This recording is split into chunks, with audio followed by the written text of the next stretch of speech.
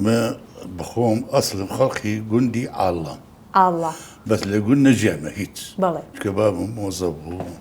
يعني متصرف بلى درجة اللي زرت بغداد والسليماني ولا حلب جولة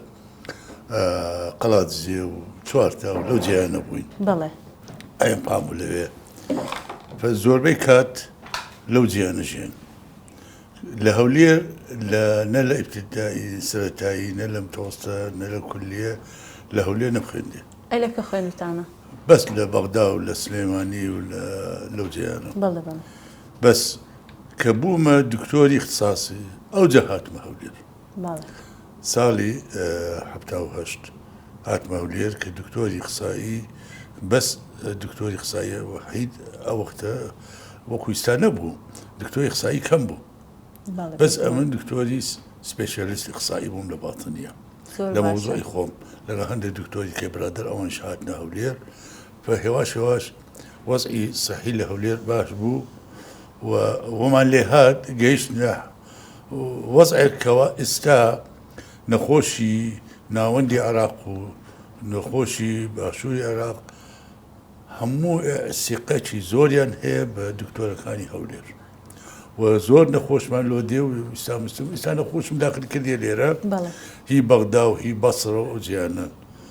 ثقان زياتر بما لدكتور خاني خويا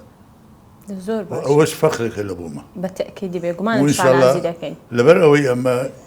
ببيت تحيز إيشان ودكين بلى بإخلاصه إيشان ودكين وهمو دكتور خاني إيرا زور بدل خوشيو إيش قيام بودكين بويا سقيان ذات البيرة زۆر باشە دکتۆر دەمەوێت ئەو پرسیارە لێ بکەم زۆربەی نەخۆشیەکانی ئێستا پەیوەندی بە خواردنەوە هەیە خواردنی زەیتەوە یان خودە ئەو خواردانەی کە ڕۆژانە ئێمە بەکاری دەهێنین و دێخۆین دەمەوێت بزانم لەگەڵ خواردن بینت چۆنە ئایا خواردنی تەندروست دەخۆ یان شەر ئاساییەوە والله ئەمە تووشی نەخۆشیشی بەسیط بووم بەڵێ فدوای ئەو سەلامەت ئینشاءالله گۆشت کەم دەخۆم زیاتر اعتمادی خواردنم لەسەر سەوزەواتە لەسەر برنجە لەسەر ساوەرە و بەس پێشتر تەبان زۆرم حەز لە سەر و پێش بوو سەرفێ خواردنێکی بە تامی کوردەواری ئەمە خواردنێکمان هەیە پێ دەڵێن بربەسێری بەڵێ ئەو بربەسێری ئەمە لە بۆ میێوانی خصوصی بۆیان دەکەین داچی منداڵان زۆر خەبیرە لەوە بربەسێری هاتە دەستاوی زۆر بە تامە ئێستا زۆر خۆی مادی ناخەوە چ پێشان ئەدرێ ئێستا بابڕەت تەندروست ئێستا تەوان ئەوە زۆربەی گۆشتە بەڵێ ئەو ناو بربەسێریە ئەمە پێ دەڵێن قوڕاو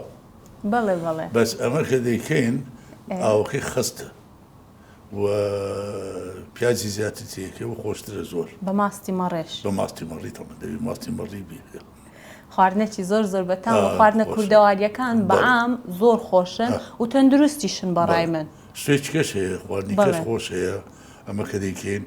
ئەوەش تممەن باشە لە خواردنێکی بەغداییە دنکە پاقلە لەگە شبید لەگە برنج ئەمە برنج بە پاقلەی پێ دەرێ شویت و پاقلە بەخۆیەوە بەغداییە شتێک کەش هەیە تەعام باژە لە بدهن ئەوەش وەکو تەشریبی خۆمانە پاقلەیە پاقلەی قاوەیی و شکرابی دوایە تەڕەکە ئەو جەلوا و سۆرەکرێتەوە دەکوڵێ و سۆرەکەوە دەبتەوە وەکو تەشریبەکە ئەو ڕوونی دەقچێن لەسەری دەکەن زۆر خۆشەویستە